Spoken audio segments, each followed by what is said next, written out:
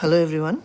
So in this topic, which is also one of the most important topic for your UGC NET and CUET exams, is Plato. So the first political thinker which we will consider for the Western political philosophy is Plato. So we know that Plato was born on 428 BC and he was the sole thinker who has lived till 347 BC. Okay. So Plato, you know that the country, now it is very important to know Plato's place. Okay, like from which country Plato belonged. So Plato belonged from Greece. Greece is in Athens. The capital of Greece is Athens. Okay. So we know that we are talking about Athens. So Athens, where is Athens? Is in Europe. Okay.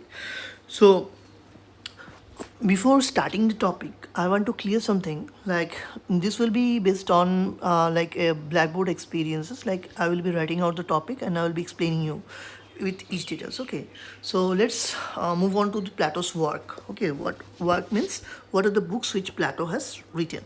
So first book which Plato has considered and is most important, which comes in your exams, is the Republic. So this is the Republic which we are talking about. So then the second book you can see in the screen is Laws. Okay, then third is Apologies, and fourth is The Statesman.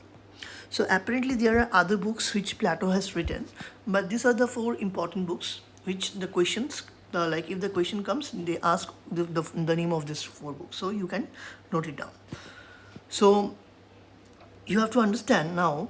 So what is the Republic all about? So Republic is about an ideal state. An ideal state means, what is an ideal state? What do you mean by ideal? Ideal means something which you are envisioning. Okay, like you are thinking that the state will be this. Because Plato was very much anti-democracy. Okay, why Plato was against democracy? Plato was against democracy because it costed the life of his master. So Plato was against democracy or anti-democracy. So who was Plato's master? Plato's master, or you can say that the mentor of Plato, was Socrates. See, Plato never had a direct dialogue with Socrates. Okay, because you know that when like earlier times, what used to happen, like in a like people used to center around a debate, and in that theater, like various philosophers, they used to uphold their talks. Uphold the talks means like they used to discuss a particular topic, and from that topic they used to reasonably share their ideas, and those ideas were taken into considerations. They were written, and those ideas were taken in the form of archive, and they were stored. Okay, but wherever Socrates used to go, Socrates used to means he never used to please the authority. Okay, he never used to please the authority means he never used to say like the authority is good and that and so forth. So obviously you know that the democracy which we are living in today and the democracy which was there earlier was not the same. Earlier the democracy is also known as what, you know, known as the mob rule. Okay, it was known as mob rule. So mob rule means where the peoples were illiterate. Okay, they don't have basic education, and then they have decided to choose their leader, and those leaders who are counted among those illiterate masses, so they used to rule. Okay, and everyone used to acknowledge the rule of the leader. So Socrates was a man of reason. You can see that. Okay. So since Socrates was a man of reason, he used to question the authority. Like why this has happened, this is not fair, this is not taken into consideration, this has to be changed. So what they did, you know, they have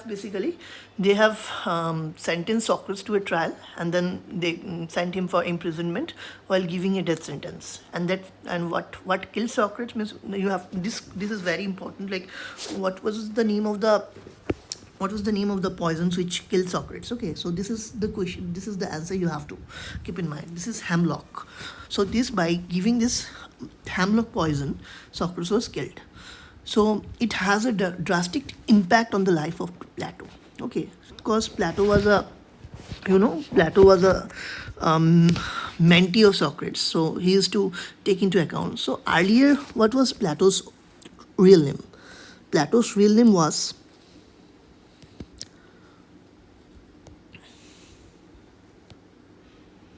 Aristocles. Okay, it is not Aristotle, it's Aristocles. Tocles. So you have to keep this in mind.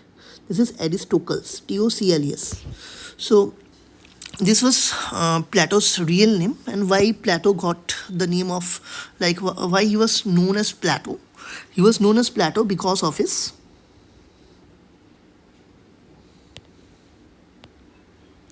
large shoulder.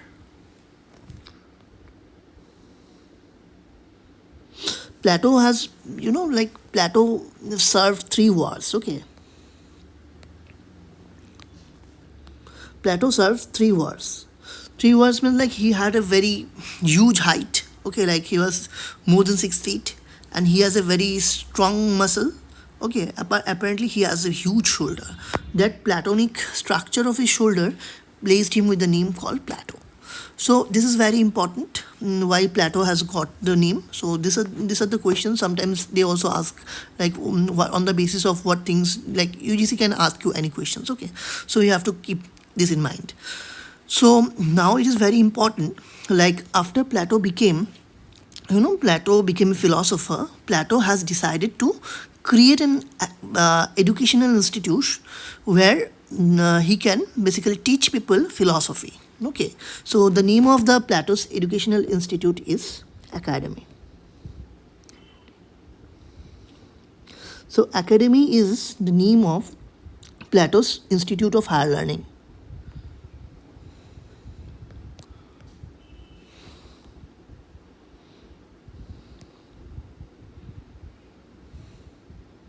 So, what is academy? Academy means a place where the students, those who have the higher bent of mind, they will come and they will have a complete knowledge about philosophy.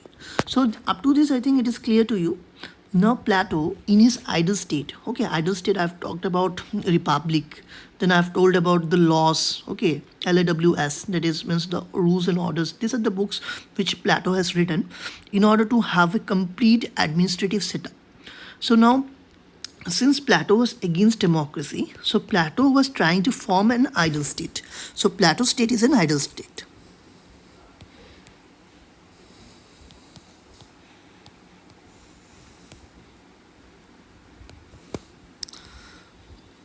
But here he has categorized the ideal state into 3 divisions. Okay, so Plato has divided 3 structures. So Plato has divided the state into 3 structures. First is the philosopher king.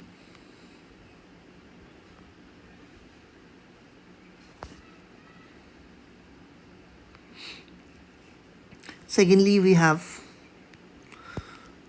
the auxiliaries.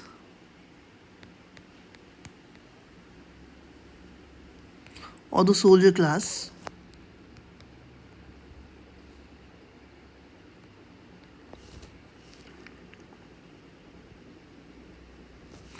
The soldiers.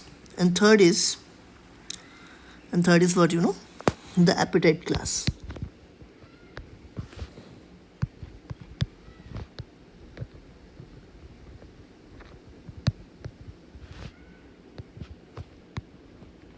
So these are the 3 classes on the basis of which Plato has divided his state. So the philosopher king is constitute of, the sole king who will have that decent education and that background, that he will rule everyone. And why this is called the philosopher king? The term is called philosopher because Plato has used the term philosopher, means his king will not be a layman. Layman means not a normal person who will be giving justice to its citizens. Okay, the what does auxiliary means? Auxiliary refers to soldiers. Soldiers means the protector of the country, because that the soldiers protects the people from the external threats. And the appetite class, now it is very interesting to know who are the appetite class. Okay, so appetite class means what? Appetite class refers to appetite class refers to whom? Appetite class refers to basically the peoples, basically whom? The peasants, basically the sculptor,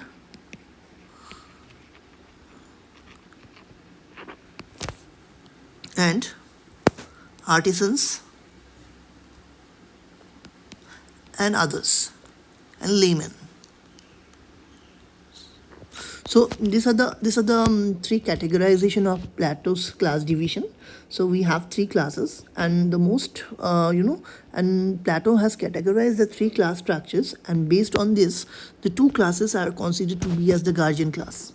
Okay, so if I will write guardian class, so guardian means whom, like whom do we call the guardian? Obviously our parents.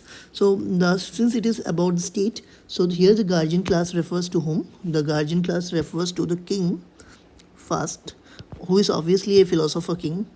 I'm writing it again. And secondly, the soldiers or the auxiliaries, the soldiers. So these two, so you can see that these two classes, they form the guardian class. Okay, means who are bestowed with the responsibility of protecting the citizens. So now what is most important in Plato's theory, like what are the theories which Plato has preached? Okay, first is the theory of justice.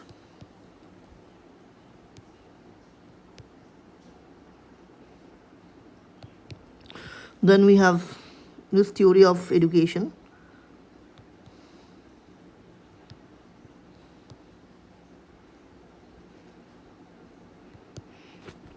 Then we will have Plato's theory of forms.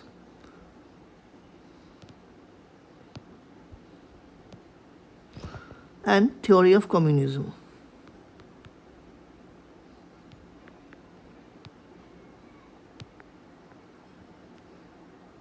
So in these entire four theories, we will be devising our lecture today.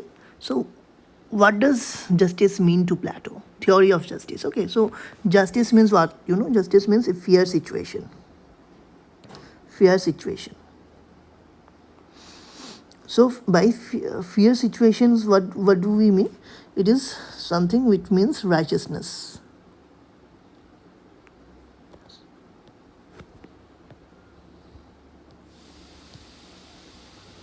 Okay, fair situation refers to righteousness. Righteous means what is right. Okay, for example, we will write what is right. What is right? Because why it is important, like if a society is not attributed to righteousness, if the society is not attributed to the correct form, then we won't be able to get into the place like where people will be getting justice. Okay, what is right? Whenever we mean by what is right, okay, right means like the situation which is not unfair, or the situations where there is no partiality. Okay, there is no partiality.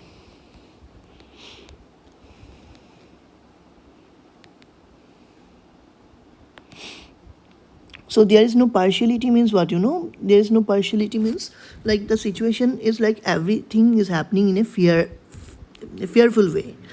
That is means like there is no contradictions, there is no discrimination, no exploitations and all. So from this it is very clear that justice means righteousness, where people enjoys completely a free state of mind, where they are like, if the peoples are, by justice we also mean what, Plato also means rewards and punishment. Because see, like if someone does a good job, then they will be rewarded, and someone who does the bad thing will be punished. So these are the two things on the basis of which the theme of justice is placed. So now it is very clear to us what does justice means. But for Plato, justice is not a simple thing or an attribute. Justice to Plato is a complete set of responsibility. Okay, justice means responsibility. Suppose why Plato meant justice means responsibility, like it is the responsibility of the citizens to obey whom?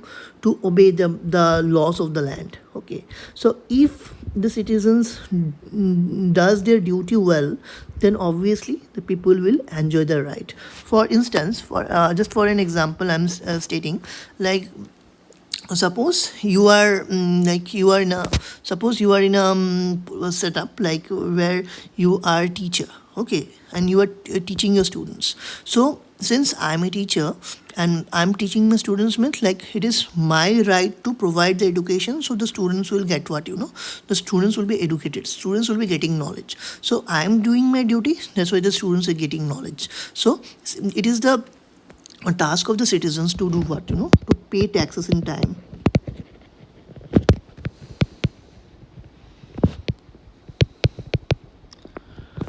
This is first. What the people will do to pay tax in time, to render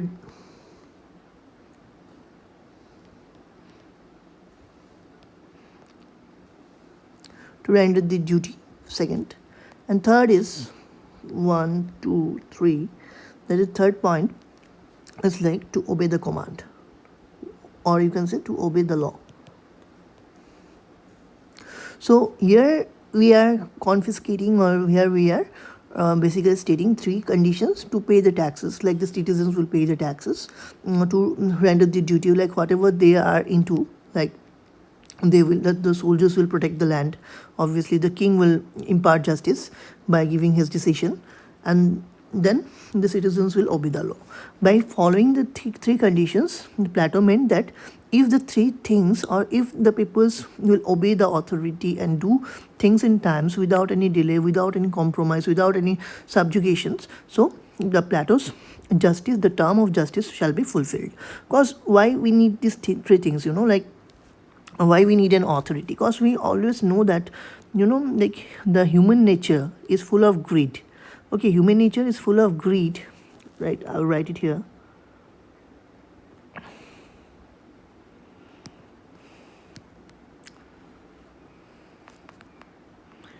Greed. Then you can also have other thing, greed, then power. Human beings always seek for power. Then what we need, we have then luxury. So these things, the three principles, greed, power, luxury, these things makes a human being very much exploitative or corrupt. So laws, a proper implementation of law is necessary to correct the positions. Okay, so positions mean like Plato has always envisaged what society, because these three things will be acknowledged only when this, like the greed, power, luxury, this will not be like, these things will not be taken in an excessive conditions when peoples will be educated.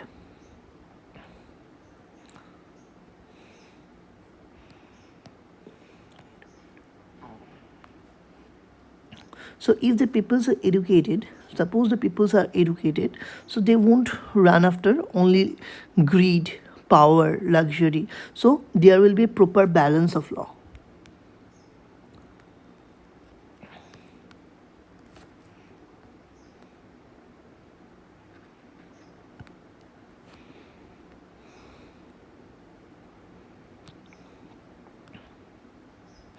Why? Because see now, obviously that a corrupted person who is illiterate will do more corruption than a person who is literate stands less. Okay, so obviously there is chance, like the people who will understand, the people who are educated, who are trained, who have a balanced mindset, they will always try to implement a good society, and they will believe in the nurturing a positive way of life. So that is the main thing, like an educated society is very important.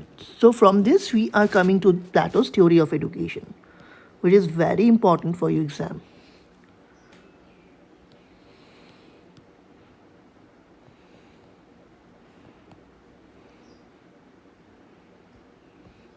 So what does Plato meant by education? Plato always wanted a formal education where every citizen has to be placed in a cycle. So Plato,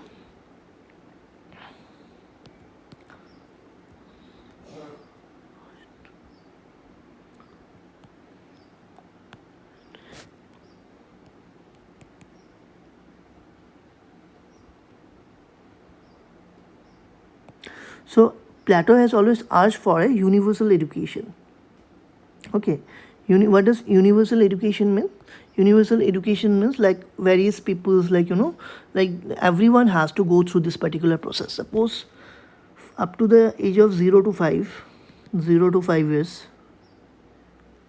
it is known as infancy. Okay, 0 to 5 years is infancy. So the children will fall under the play group. Because they are small, so they do not have proper maturity, so they will play. Then from 6 to 10,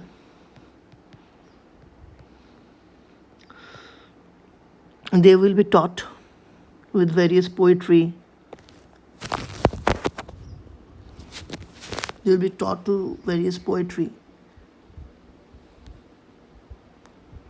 First, they will be taught to various poetry. Then from like 11 to 14, they will learn about music music along with the, like 14 to 18, 14 to 18 they will learn about gymnasium,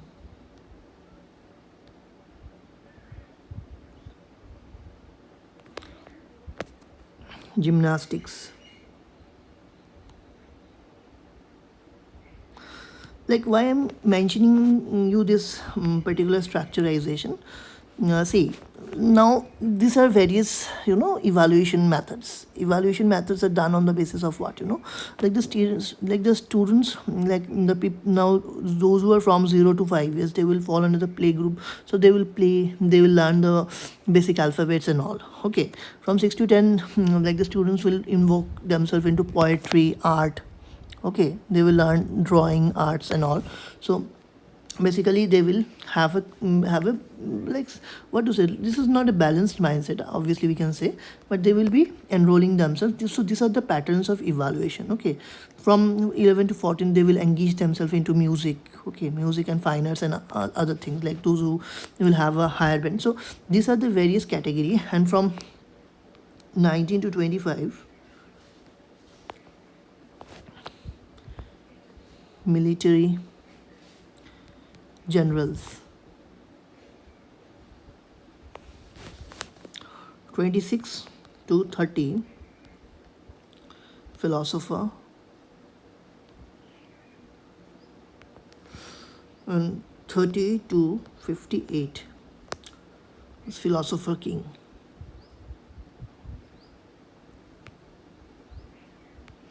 So at these various stages, what Plato said, like the various evaluation. Evaluation means they have to go through various examinations. Okay, once they go through this particular examinations at this particular age group, like those who will succeed, they will form under, like, like the highest age to become a philosopher king is 58. So 58 is the age to become a philosopher king.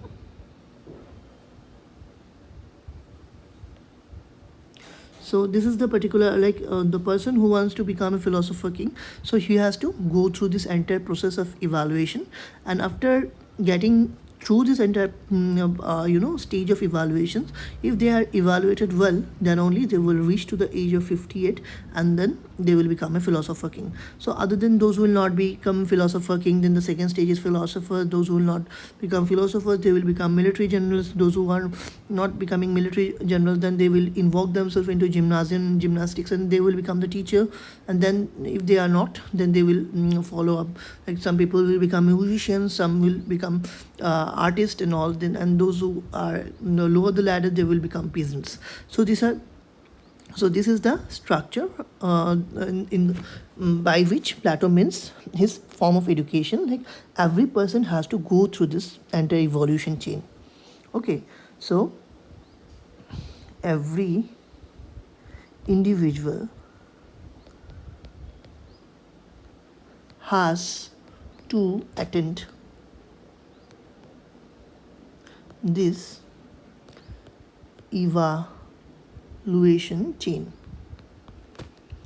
So now it is very clear to you, and on the basis of this only, the three structures means the three structures, that is the philosopher king,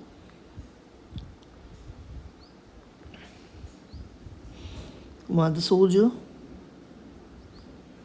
and third is what, the appetite class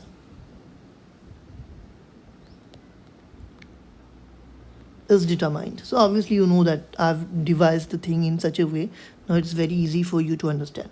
So on the basis of this, the three structures is prepared. Okay, so Plato considered education to be a vital instrument for uplifting the society. Because society, like society, to uplift a society, you need to have a complete strand of these elements. Okay, without this, you cannot like uplift or implement, a proper planning into society. So this is the first thing which you have to keep in mind.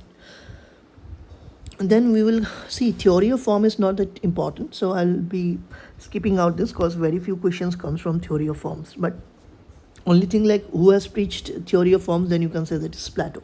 Okay, so now we are getting into the concept called, now we are entering the new page. So it is the theory of communism. Okay, theory of communism. Now, theory of communism means here Plato meant by communism. Here the communism is not at par with the modern vision of communism. Okay, like Platonic communism means what, Plato used to talk about a community kitchen.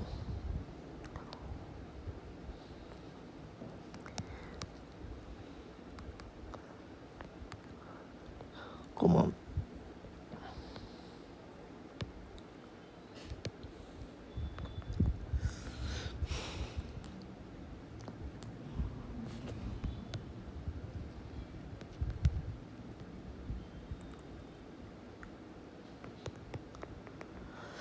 See, now communism means it is not meant for all.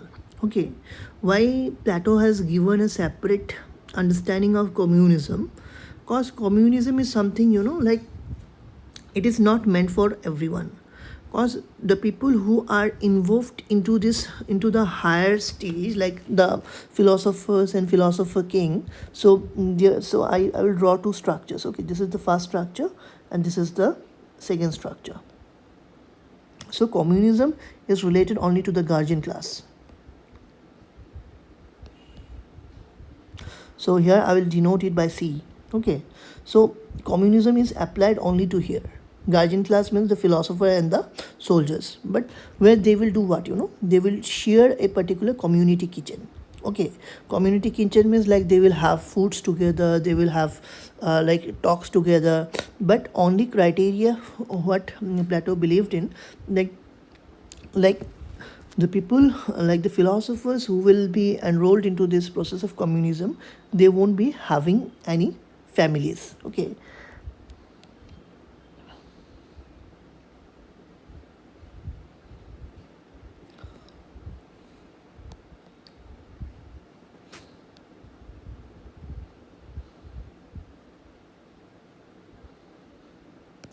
they will never have families. Why they will never have families? Because if they will have families, so they will not be able to render their duty to the states or provide service to the states. Okay, so that is very vital. So they will enter into group marriages.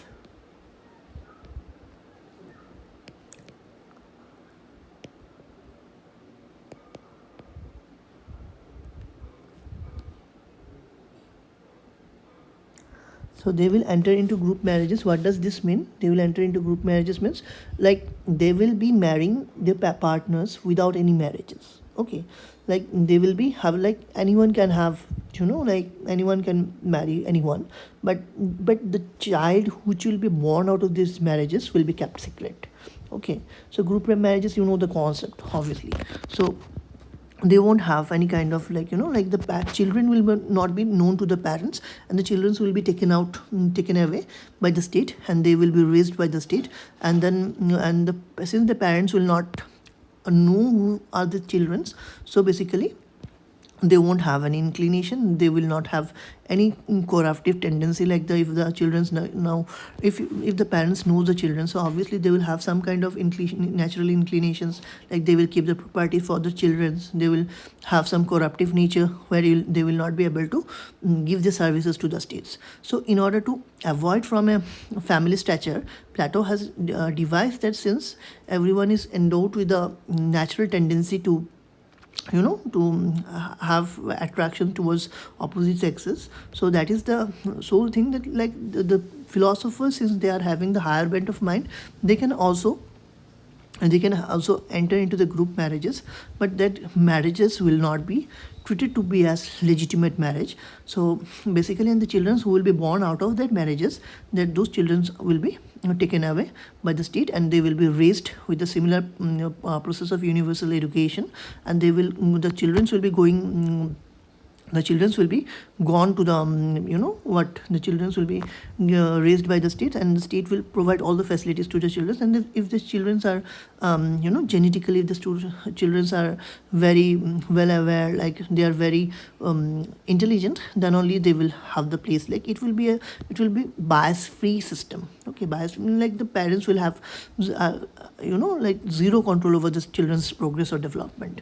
So this is the nature of state which Plato was preaching. This is the nature of communism which Plato was thinking about the type which he has preached in his ideal state. So obviously you know that the modern day communism is very different from Platonic communism. Why the modern day communism is different? Because modern day communism is all about Karl Marx, how he has defined his idea of ideas, like the two classes.